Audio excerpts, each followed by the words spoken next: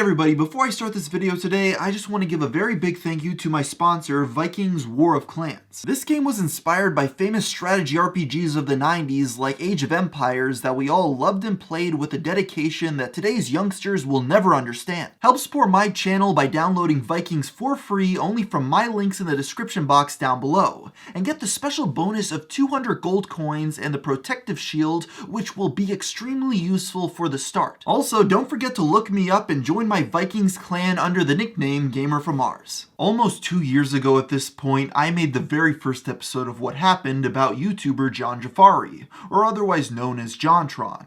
I had no idea this was going to become a mainstay series for my channel at the time, but rather a one-off video discussing the history of a channel known to take long breaks in between uploads. Even though it led to a new series for my account, looking back now, I don't like the first episode that much. You see, back when I made it, John was under scrutiny for some comments he made, with many calling him racist. But I kinda just ignored it in the video, only briefly mentioning it, and people called me out. Because of this, I've been meaning to come back and talk a bit more about the controversy surrounding John, its lingering effects, and that how I mention it in my original video was understandably criticized. To start from the beginning of this controversy, in 2016, John started to get a bit more political on his Twitter account, calling out what many call social justice warriors online. And from there he made comments about racism, sexism, and migration that while many agreed with, others were outraged by. Things went to another level, however, in 2017 when he agreed to do a debate with streamer Destiny, which I think everyone can agree went very, very poorly for him. It also included the now infamous quote from John saying that wealthy black people commit more crime than poor whites. If you wanted to fix crime in the United States, the best way to do it would be to deport all of the poor people, because poor whites commit a lot of crime too, disproportionately compared to wealthier whites. That's just not true. But okay, wait, you hold can on, say wait. You don't think that well, poverty... yeah, of course. Well, yes. Okay. In relative terms, to yes. in relative to wealthy whites, yes. Sure. You're correct. Okay, so do you think that poor blacks probably commit more crime relative to wealthier black people?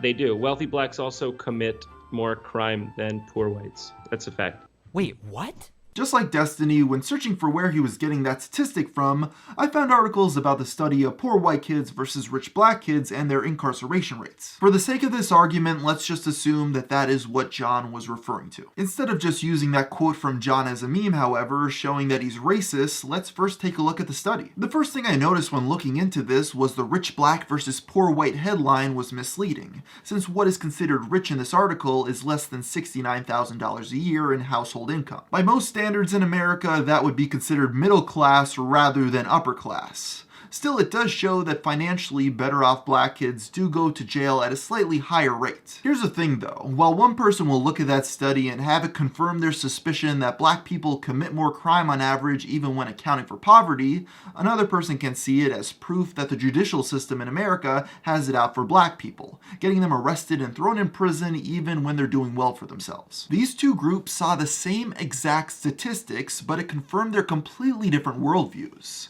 Whether it be that certain races commit more crime, or on the other hand, that the system has hidden biases against those depending on their skin color. Because of this, I don't believe the quote from John is the smoking gun against him that many people think it is. Even 2 years later, that debate is still really awkward. I cringed quite a few times at what John was saying, and it was overall just really hard to watch. But does that mean John's a racist? I think it's fair to say that discussions of race should be allowed in society, rather than just being swept under the rug with everybody being called racist.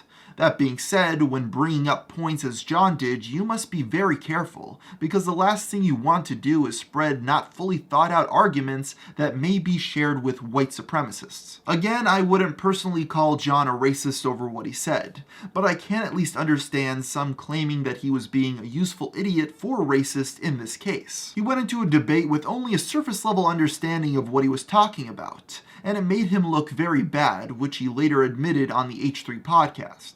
Yeah, in that moment, I was, going into something that I needed a lot more time to prep for. I just went in guns blazing because I understand why people had the reaction that they did. It's not as if I look back at some of that and I'm like, when did I say that? Like, this is no matter what, right or wrong, this is a bad look there. I'm aware of that. My personal theory is that John was on a steady diet of 4chan and Sargon of Akkad in 2016, to the point of being in an echo chamber. Add that to the 2016 election, which emboldened a lot of people to start talking about politics, and John wanted to get in on it even though he probably shouldn't have. In a video now deleted that he made after some blowback, he shared a more level-headed opinion on the subjects that he was talking about in the debate. I was trying to speak to the increasing tribalization of our culture. These days, we're taught to think in explicitly racial or ethnic categories or in terms of gender or sexual orientation. And I think this in itself plays a big hand in what's gotten our country to the volatile state that it's in. The simple point I was trying to make is that it's hypocritical for those who see everything in terms of race to suddenly turn around and object when white people speak up in what they believe are the best interests of their race. And it's also hypocritical to keep saying you want to have an honest conversation about race if you don't actually want to have an honest conversation about race. And anytime someone brings up an uncomfortable statistic, you freak out and burn things down or something. In the 2 years since the blowback, John has stayed pretty quiet with his political views.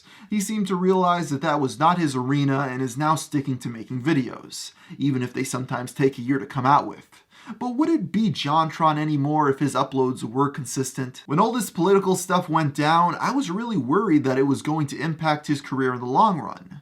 But looking back now, his most recent uploads are doing very well for themselves, so it clearly didn't. So there you have a brief rundown of why a lot of people to this very day see John as a controversial figure. I probably should have just covered this in the first What Happened To video back in 2017, because I received a lot of criticism for what people saw as me downplaying it back then, and it may not be necessary, but I feel the need to explain myself. There were 3 main reasons I didn't go into any more detail about this incident back then. First of all, my What Happened To Jontron video came out right after the adpocalypse, and I was trying to avoid anything that would be considered controversial that would get ads removed. And because of that, I tried to skirt around talking about any of the racism involved in this incident. The second reason I didn't bring it up was because the Jontron racism controversy was still an ongoing story when I was making the video, and I was a bit nervous about spreading anything before the smoke had cleared. Finally, since I was a fan of John, I feared that I would go easy on him in this controversy, so I chose to back out of the conversation instead of being biased. I think the moral of all this is if you're a YouTuber, it's probably best just to avoid hot button issues, but if you are going to bring them up, you better talk about them in a factual way, or it could lead to a lot of problems. Hey everybody, and thank you so much for making it to the end of this video today. It's really appreciated. And for some weird reason, the sponsor only wanted their ad read at the beginning of the video. That's just how they wanted it, so I'm free to talk about whatever right now. And I guess I'll end the video right here, asking if there's any writers that would be interested in helping me create scripts for internet mysteries. I'm trying to expand the show. I'm getting some more sponsored messages for the videos, and I'm hoping to ramp it up to possibly make it a weekly series from this point onward. So if you have any writing experience and you could either provide me some of your work, whether it be a YouTube video or some articles that you've done where there's well-researched material, please send me an email. Just go to the description of my channel and an email is provided there, and you could use that to send me your work. So I'll end the video with that note. And until next time, thanks for watching.